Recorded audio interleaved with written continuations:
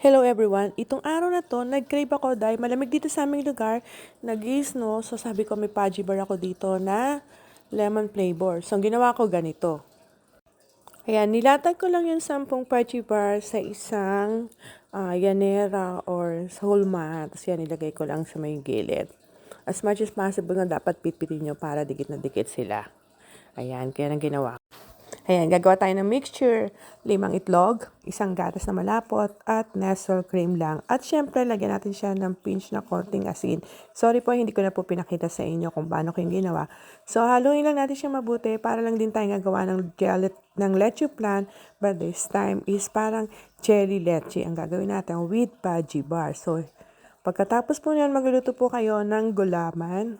Pwede nyo gamitin yung white gulaman, pwede rin naman ang yellow gulaman. So, at pag naluto na, siya kanya pagsasamahin at ilalagay niyo na po dito sa inyong ginawang Pudgy Bar na nilatag niya sa isang hulmahan. Ayan.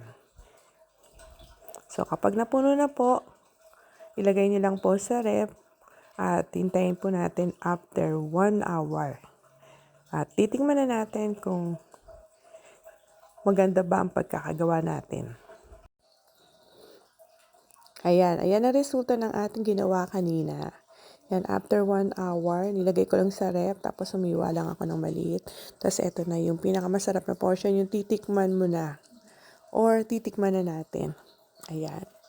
Favorite ko po talaga yung gelatin at saka leche flan. So, sinubukan ko ang may Pudgy Bar. Pero to be honest kasi, dapat palang Pudgy Bar, konti lang ilalagay mo kasi matamis na. But anyway, craving satisfaction. Sinubukan ko lang po, kayo din.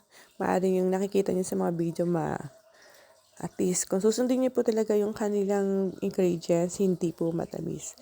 Ito kasi sinubukan ko lang po on my own version. Thank you for watching!